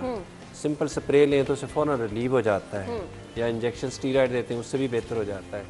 तो इसलिए बेहतर ये है कि शुरू में रोका जाए। ठीक है। और जिन चीज़ों से एलर्जी है वो 3 ही चीज़ें हैं हमें पूरी दुनिया में ये देखा गया है। House dust might number 1। सही। घरों में कारपेट्स, कर्टन्स, हैवी क्लॉथिंग्स, पुरानी चीज, इससे बचना है। सही। इससे इन लोगों ने सफाई घर में खातून है तो नहीं करनी। ठीक है। क्योंकि पुराना आप स्टोर में घुसेंगे किसी चीज़ को तो ये हाउस नॉर्मली आप डस्टिंग वगैरह भी कर रहे होते हैं ना, डस्ट तो वो आप... नहीं है, हाउस में एक छोटे से इंसेक्ट्स रह रहे हैं, माइट्स। इसकी बहुत किस्में हैं। अच्छा। इसकी ड्रॉपिंग्स हैं। ये ख्याल ये कि हमारे जितने मेट्रेस हैं इनको वीकली 1 दिन पूरा धूप में एक्सपोज होना चाहिए। सही। कपड़ों को 40 सेल्सियस से ज़्यादा गर्म पानी से धोना चाहिए। सही। इससे माइट्स काफ़ी हद तक ख़त्म हो जाती हैं। ठीक। कर्टन्स, हैवी कारपेट्स, ये अब रवाज भी ख़त्म हो गया, ये नहीं होने चाहिए। ये दमे को बढ़ाते हैं। सही। इसलिए पोलन्स, मोल्ड्स और घरों में रखे हुए पेट्स, ठीक है, ये पता होना चाहिए कि इन साहब को एस्थमा है तो किस चीज़ से। सही। और ये नॉन फैक्ट्स हैं, इसको पता किया जा सकता है हिस्ट्री से, IgE से, स्किन टेस्ट से। इसके लिए टेस्ट बहुत फाइनली अवेलेबल है। ठीक है। अब इसको बचने के लिए टैबलेट्स भी अवेलेबल हैं, पहले इंजेक्शन ही थे। स्प्रे अगर डॉक्टर साहब ने कहा हुआ है, पल्मोनोलॉजिस्ट ने कहा है तो रेगुलर लेना चाहिए। आप जा नहीं सकते इन दिनों में तो ऑनलाइन कांटेक्ट करें। ठीक है। लेकिन ऑन योर ओन कुछ ना करें। एक छोटी सी बीमारी को कम्बरसम सीरियस डॉक्टर सिचुएशन साहब, में। ये बड़ा अच्छा पॉइंट, मैं इसको मिस कर जाती। हम अक्सर एंटीबायोटिक का इस्तेमाल खुद ब खुद करना शुरू कर देते हैं अगर खांसी है। ख़ास तौर पे बच्चों पे ये प्रैक्टिस बड़े घर में आम की जाती है कि अगर बच्चे को बुखार हो रहा है, आप अपनी मर्ज़ी से बगैर टाइम देखे, खांसी है, आप एंटीबायोटिक का इस्तेमाल करते जा रहे हैं। इसका बेहतर तरीका मुझे बताइएगा क्या है? सेल्फ मेडिकेशन और एक्सेस मेडिकेशन पूरी दुनिया का मसला। और डेवलपिंग कंट्रीज़ में तो जैसे किसी की फ्रेंड ने कहा जी मेरे बच्चे को ये हुआ था तो मैंने तो ठीक हो गया था। आप फ़र्ज समझ लेते हैं कि ये अच्छा, ये करना ज़रूरी हो गया। अब उससे क्या हुआ कि मेडिसिन के एक्सेस यूज से रेजिस्टेंस डेवलप होती है। वो जरासीम इम्यून हो जाते हैं, रिस्पॉन्ड नहीं करते बाद। वो दवाइयाँ जो ब्लेसिंग की तरह, आप याद करें कि 1948 जब पाकिस्तान 1947 में बनता है, उस साल तक स्ट्रॉन्ग अच्छी एंटीबायोटिक्स अवेलेबल नहीं थी। Even our great leader Mohammad Ali Jinnah was having some disease and surplus very good antibiotics were not fully available. बिल्कुल। 1948 के बाद there is a huge big bang of influx of antibiotics. Sir Alexander Fleming के बाद इतने काम हुआ इस पे। बिल्कुल। हर साल एक से एक बेहतर एंटीबायोटिक आ रही है। बिल्कुल। ये दवाइयाँ ब्लेसिंग्स भी हैं, ये लाइफ सेविंग भी हैं, लेकिन अपने डॉक्टर को कहे बगैर उतनी ड्यूरेशन के लिए लें जितनी के लिए कहा गया। सही। सही। उससे क्या होगा कि आने वाली कौमें ज़्यादा देर तक सेफ्टी में रहेंगी, सही। सिक्योरिटी में रहेंगी। सही। अगर एक चीज़ को हम बेजा यूज़ करेंगे तो उसका अफेक्ट आना बॉडी में जरासीम के अगेंस्ट ख़त्म हो जाएगा। ख़त्म हो जाएगा और फिर आपके लिए नुकसान का बायस भी बनेगी। डॉक्टर साहब, मैसेज क्या देना चाहेंगे देखने वालों को? I think we are one nation, we should not have any blame game. हमें सबको टाइम पे सोना है, टाइम पे उठना है। Please national symbol should be our smile. हमें दूसरे को स्पेस देनी है। घर से ना निकले नाश्ता किए बगैर। ऑफिस पहुँचें तो अपने आप को अच्छे तरीके से पहले वज़ू कर लें या नाक गले को फ्लश कर लें और टाइम टू टाइम पानी के सिप्स लेते रहें। सही। आपको गुस्सा नहीं आएगा। बहुत फाइन मेडिसिन, बहुत फाइन जो डाइट है, सॉफ्ट ड्रिंक्स हैं, जूसेस हैं, प्लीज़ अवॉइड करें। फल खाना, वेजिटेबल खाना बहुत बड़ी ब्लेसिंग है। ख्याल ये है कि जो लोग वेजिटेरियन हैं वो ज़्यादा जीते हैं जो अंधाधुंध गोश्त और इस तरह की मुरगन चीज़ें खाते हैं। हमें कम से कम रेड मीट की तरफ जाना चाहिए। वेजिटेबल, फल ब्लेसिंग्स हैं, please just focus on that. ये बहुत ज़बरदस्त डॉक्टर साहब बात आपने कही है कि जितना हम नेचर के करीब रहेंगे, कुदरती चीज़ों के करीब रहेंगे, हमारी सेहत भी अच्छी रहेगी। और फिर बहुत अच्छी बात ये होती है कि एतदाल के साथ खाना, कम खाना आपकी ज़िंदगी की क्वालिटी को भी मेंटेन करता है और आप ज़्यादा देर तक खा भी सकते हैं। Thank you so much doctor साहब, बहुत बहुत शुक्रिया आपके वक्त के लिए। नाज़रीन, हमें चलना है एक ब्रेक की तरफ। ब्रेक के बाद आपको ज्वाइन करेंगे, हमारे साथ ही रहिए।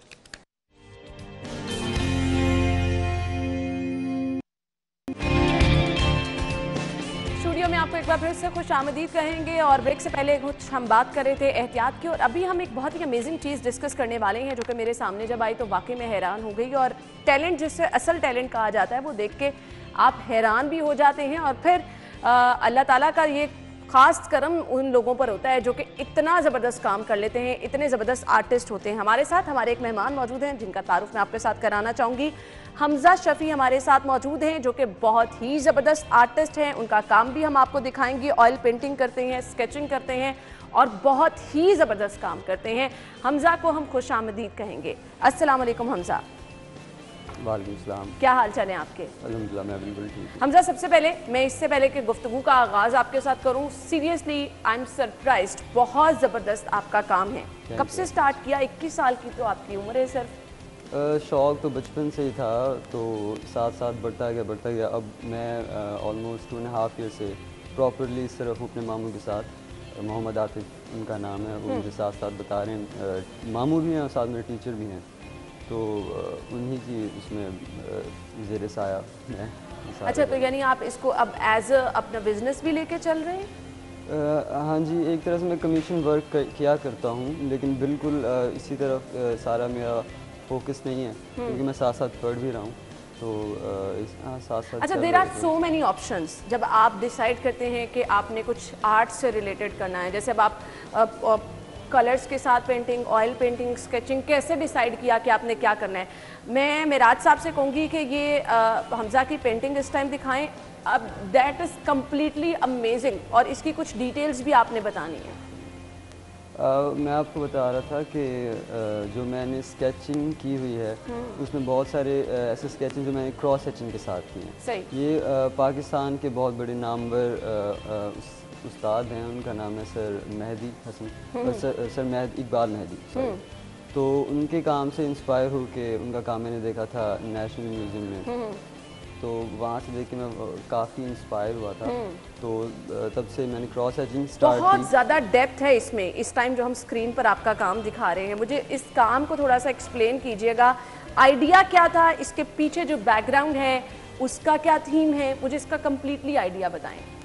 ये बेसिकली मैंने ऑर्डर पे काम किया है। ये मुझे रेफरेंस दी गई थी, रेफरेंस फोटो, तो उससे देख के मैंने मतलब कॉपी किया उसको। इसमें मेरा कोई मैं कहूँगा कि मेरा अपना कोई आइडिया नहीं था इसमें। ये भी बड़ी ज़बरदस्त बात है कि आपने खुद ये बता दिया है कि एज सच आपका इतना आइडिया नहीं था, लेकिन आपने काम से इम्प्रेस्ड होकर इसको कॉपी किया। ठीक है, तो इसको टाइम कितना लगता है कलर्स डिसाइड करना?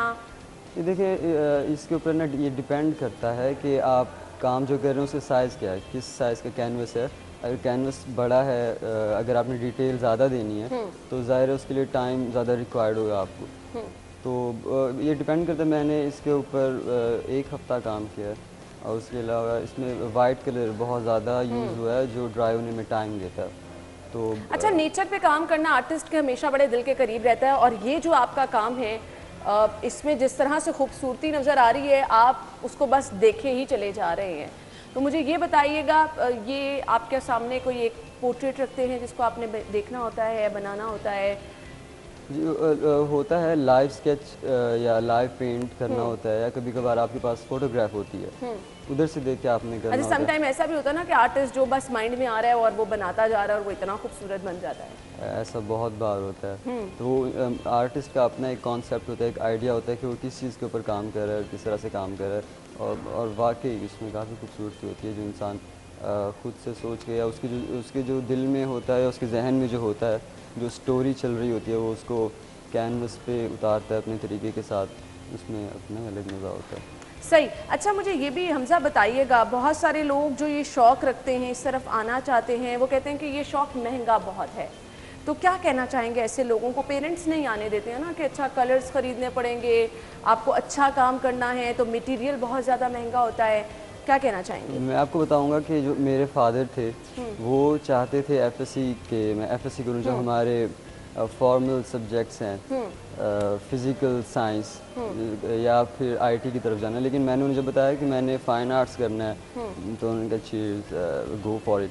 मतलब कोई मुझे अपनी फैमिली की तरफ से कोई इस तरह का कोई प्रॉब्लम नहीं था, ये काफ़ी सपोर्टिव और कोई ऑब्स्टेकल्स नहीं थे सामने कि नहीं आपने नहीं करना, आपने मतलब उनकी ऐसा ही है कि फैमिली की सपोर्ट के अलावा मुमकिन नहीं हो सकता। हमजा, मैं चाहूँगी इस टाइम जो पेंटिंग आपके पास है ये भी हमारे नाज़रीन को खोल के दिखाएं क्योंकि वक्त कम है और इसके बाद मुझे क्लोजिंग की तरफ जाना है। आप इधर ही मौजूद रहें, मैं आपकी हेल्प करा देती हूँ उसको पकड़ने में।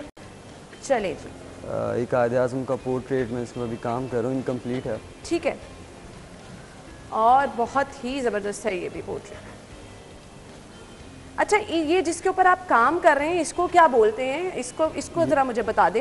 ये मैंने कैनवस के ऊपर बनाया, मैं कैनवस के ऊपर ऑयल पेंट के साथ काम करता हूँ। वैसे और भी बहुत सारे मीडियम्स होते हैं जिनमें आप काम कर सकते हैं, लेकिन ये कैनवस के ऊपर हुआ है। कैनवस के ऊपर हुआ है, तो ये बहुत ज़बरदस्त काम है जो कि अभी इनकम्प्लीट है, इसको कंप्लीट करना है। Hamza, thank you so much, I am seriously surprised, इतना ज़बरदस्त काम आप कैसे कर लेते हैं and wish you good luck. इस तरह से आप अच्छा काम करते रहें, इंशाल्लाह आने वाले प्रोग्राम्स में हम आपको मदऊ करेंगे और अपने नाजरीन को मजीद भी आपका काम दिखाएंगे। हमजा, बहुत बहुत आपके वक्त का शुक्रिया।